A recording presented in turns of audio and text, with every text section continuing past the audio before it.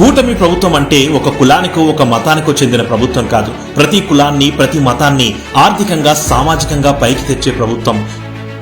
Scheduled కులాల సంక్షేమం కోసం ఎస్సీ వర్గీకరణ అమలు చేసి 59 ఎస్సీ ఉపకులాలకు సమాన రిజర్వేషన్లు కల్పించారు. ఎస్సీ సబ్ ప్లాన్ కింద ఇప్పటి వరకు 49,831 కోట్ల రూపాయలకు పైగా నిధులు కేటాయించారు. ఇల్లు కట్టుకోవడానికి ప్రభుత్వ పథకంతో పాటు అదనంగా 50,000 రూపాయల సహాయం, 200 యూనిట్ల ఉచిత విద్యుత్ను అందిస్తున్నారు. షెడ్యూల్డ్ తెగల సంక్షేమం కోసం ఎస్టీ సబ్ ప్లాన్ కింద ఇప్పటి వరకు 21,211 కోట్లకు పైగా నిధులు కేటాయించారు. భోగాపురం అంతర్జాతీయ విమానాశ్రయానికి గిరిజన స్వాతంత్ర సమరయోధుడు అల్లూరి సీతారామరాజు పేరు పెట్టి గిరిజన సమాజానికి గౌరవం కల్పించారు. అందరికీ ఇల్లు పథకం కింద అదనంగా 75,000 గృహ నిర్మాణ సహాయంతో పాటు 200 యూనిట్ల ఉచిత విద్యుత్నిస్తున్నారు.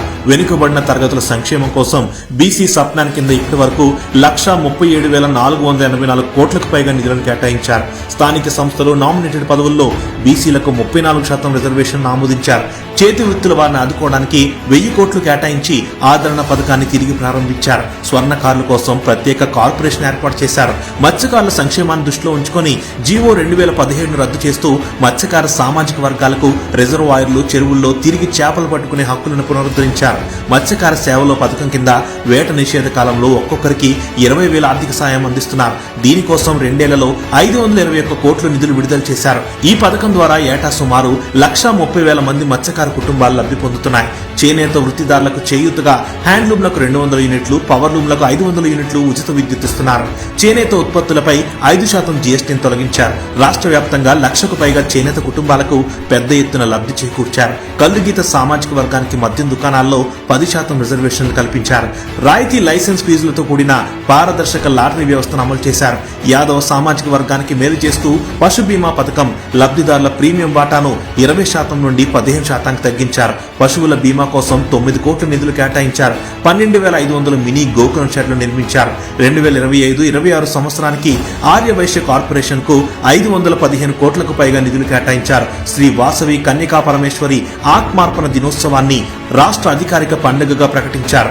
2025 సంవత్సరానికి కాపు సంక్షేమ అభివృద్ధి కార్పొరేషన్ కు 4,672 కోట్లకు పైగా నిధులు కేటాయించారు. 2024 నుండి 3 ఆర్థిక సంవత్సరాలకు గాను మైనార్టీ సబ్ ప్లాన్ కు 15,901 కోట్లకు పైగా నిధులు కేటాయించారు.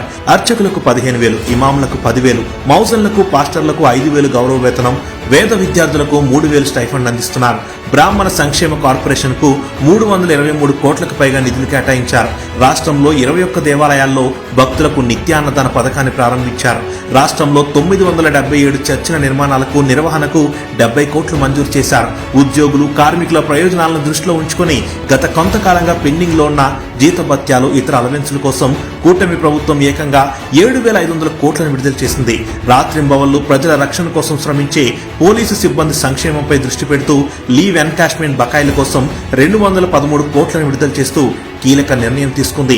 5,757 మంది కానిస్టేబుల్ అభ్యర్థులకు నియామక పత్రాలను అందజేసి స్టైఫండ్ ను 4,500 నుండి 12,500కు పెంచారు. జూనియర్ లాయర్లకు 10,000 గౌరవ వేతనం ఇస్తున్నారు. 2 ఏళ్ల పాలనలో ఏ వర్గాన్ని విస్మరించలేదు. సంక్షేమ పాలనను కుల మతాలకు అతీతంగా అందరికీ సమానంగా అందిస్తోంది సీఎం చంద్రబాబు నాయుడు గారి సారథ్యంలోని కూటమి ప్రభుత్వం. ఇది 2 ఏళ్ల నమ్మకం, అభివృద్ధి, సంక్షేమానికి నిదర్శనం.